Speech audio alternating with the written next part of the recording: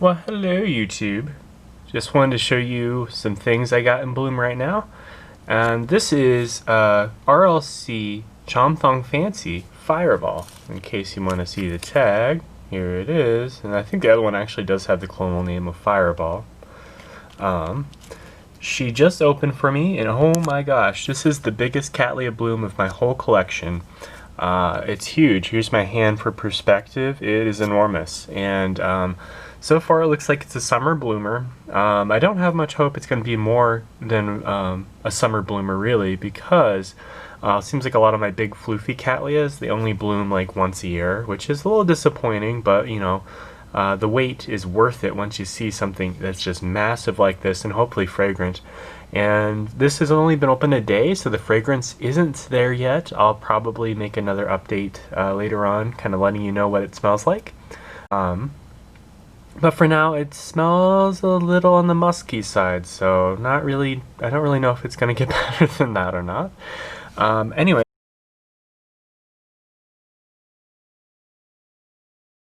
From Smith. The package arrived in wonderful condition. It was well packed, my bulbs were fat, and it came in clear pots, and the medium is kind of chunky bark mix. So I recommend Smith highly as a Cattleya vendor. I'm not sure if every single one of their shipments will be wonderful, but if it's anything like the one I got, they're going to be a really great vendor, so I recommend Smith highly. But here she is again. This is RLC Chomthong Fancy Fireball. So the other stuff I have in bloom right now, it's mostly Miltoniopsis and their hybrids. This one's kind of been in a lot of my videos. This is Nellie Eiler, and she is extremely fragrant. I smell her when I'm kind of like a few feet away. I can smell her right now, as a matter of fact. Smelling very lemony, very kind of lemony orchid smell going on. Very beautiful. And this one blooms a few times a year. Here's another Miltoniopsis I bought. Most of the flowers are on their way out. It's extremely fragrant. It smells kind of like tart fruit and maybe a hint of roses. And I actually got this one from Fry's just down the street. And here she is. I'm a sucker for yellow. I'm a sucker for fragrance, and I potted this one up in hydroponics as well. It's mostly pumice, and pumice and just a little bit of sphagnum. What I'm doing is I'm keeping the reservoir just filled, and then every third filling I'm letting it dry out all the way, so that way it does still get some airflow and some dryness in there, but mostly it's kept pretty moist. I'll keep you posted. My bulbs look very fat, and I haven't seen any rotting, so hopefully it works out. I have seen a little bit of mold in the pot, but it seems like once the mold starts, it kind of goes away on its own, so I'm not really too worried about it. Just had to sneak in a smell, because it is just gorgeous. Love this one. This one's definitely a keeper.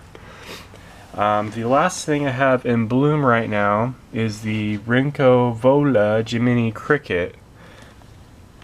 And this particular orchid blooms a few times a year for me. It used to be once a year, but now that it's gotten big and chunky and strong, and now that I've upgraded my LED lights to the new ones, it's blooming in a few flushes a year. This is the third flush it's made this year, and it's still got one bud left. I don't know if you can see that bud popping out right there. So that's pretty cool, and she is very fragrant. It smells kind of citrusy and a bit like hand lotion mixed together, so it's a very pretty smell. It's a strong fragrance, but it's not going to, you know, kick you out of a room. It's one of those fragrances that you'll notice from a small distance away from the plant if you have a lot of blooms open at the same time, but mostly it's going to hit you when you put your nose in the flower, and it's very noticeable when you put your nose in the flower. But here she is, Rincovola Jiminy Cricket. Okay, so here's an update on some hydroponics, and I'm going to actually have a clip of a hydroponics fail with the Cattleya, just so we can talk about hydroponics fails, because it's not all rosy. But do you see that? That's a root popping out of this Miltoniopsis, and it's going into the reservoir. And I could have sworn I had another one somewhere, but yeah, that is a root. And all my kind of new roots that are popping out, they look alive. However, it seems like a lot of my leaves of my new growth are kind of rotting off. And it still looks pretty accordion-y. So pretty much what I'm doing is I'm filling this up, and once it evaporates, I fill it up again. And I just kind of keep doing that until about 2 times, and on the 3rd time I let the whole thing just completely dry out, so that way we get a little bit more air in there. And what this is it's sphagnum moss, but it's very loosely packed. Like if you look in the right spot, you can see all the way to the bottom of the pot. It's very, very, very loosely packed sphagnum. There is a wick that goes into that sphagnum, and this is working super well for me. So the nice thing about this sphagnum moss being very loosely packed is that even though it's going to rot because of how moist it is, it should, in theory, still have a lot of air pockets going on. So that's this one. That's this Miltoniopsis. My other Miltoniopsis, they're rooting, but they just don't. The roots just don't penetrate the medium, and it looks like. It kind of looks like in order to grow Miltoniopsis well, you either have to do 2 things. You have to either pot them in a lot of airy medium, like a lot of perlite or a lot of bark or a lot of pumice even, and then you water like every day, every other day really. So that's one strategy, and then the other strategy is to keep it moist. And this strategy that I'm doing right now is it's risky because eventually this medium is going to rot and then your roots are going to go bad. So I'm thinking the way to go with Miltoniopsis is counterintuitively to pot them extremely dry and just water frequently as you can, and like don't even worry about if it's drying out or not. Just keep it wet, and as long as you keep those air pockets in there with the pumice or whatever, it should work out well. Hello! I thought I would show you a quick video of an orchid fail. And this is a hydroponics orchid fail, and you know how much I'm always saying hydroponics is the best. Well, it's not always the best. There's so many confounding circumstances and variables you have to get out of the way.